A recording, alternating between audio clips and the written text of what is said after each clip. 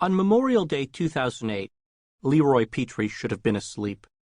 He toiled on the night shift, as did most of his fellow Army Rangers. But that morning, as the sun beat down on his plywood hut, nervous energy throbbed through his veins, and he tossed in his bunk. The evening before, Petrie's commanders had received word that a senior al-Qaeda operative might be within striking distance of their forward operating base in the hills of eastern Afghanistan. Petrie was on his 8th combat deployment, and he'd performed more airborne assaults than he could remember. Yet he treated each one like his first rodeo. He always brought extra food, double-checked his gear, and thought through contingency plans. Finally, Petrie gave up on sleep, rolled out of his bunk, and stumbled into his platoon's nearly empty tactical operations center.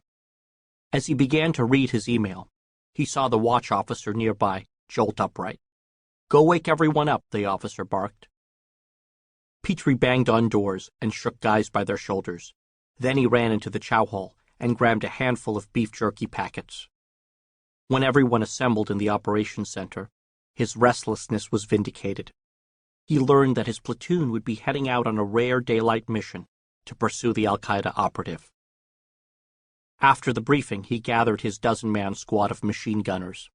He knew they were concerned about swooping in at midday, when they couldn't rely on night vision goggles to give them a distinct battlefield advantage. "You're on more even ground with them," warned Petrie, a 28-year-old staff sergeant. "Be prepared for anything."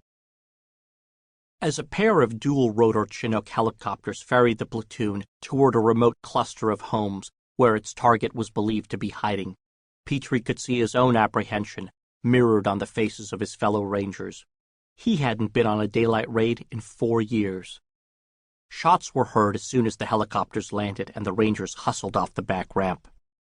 While most of the Americans fired back and charged toward the buildings, Petrie hung back with the platoon leader. Their job was to command, not to kick down the doors themselves. As the Rangers started the search for their target, Petrie heard over the radio that one of the squads had been delayed because it had initially entered the wrong building. "I'm going to go with them," he told the platoon leader as he took off running. Along the way, he summoned Private First Class Lucas Robinson, a young member of the platoon, to join him.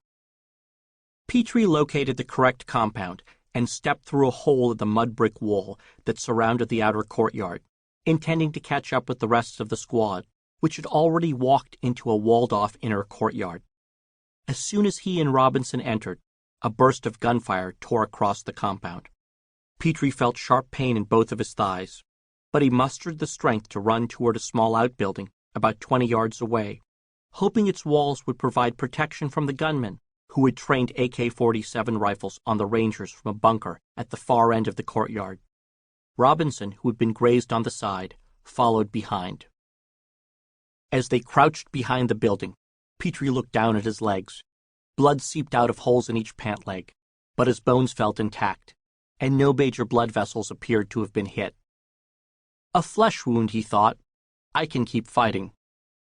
Petrie got on the radio to inform his platoon mates that he and Robinson had been shot.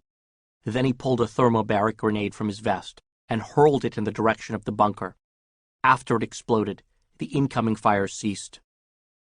At that moment, another Ranger, Sergeant Daniel Higgins, ran into the courtyard and joined Petrie and Robinson next to the building. Higgins stood beside Robinson on one end of the 10-foot-long wall. Petrie was on the other end, sitting on the dirt, peering around the corner. As Higgins inspected Robinson's wound, a grenade flew out of the bunker and landed 10 yards from the Rangers. It detonated a second later, knocking Higgins and Robinson to the ground, but leaving them unscathed. "Keep your heads down," Petrie called out. Fearing that the insurgents would converge from both sides of the building and kill all 3 of them, he glanced around the corner again. He spotted 2 fighters in the bunker, both with ammunition clips strapped to their chests. "Damn," Petrie muttered to himself. "So much for my grenade."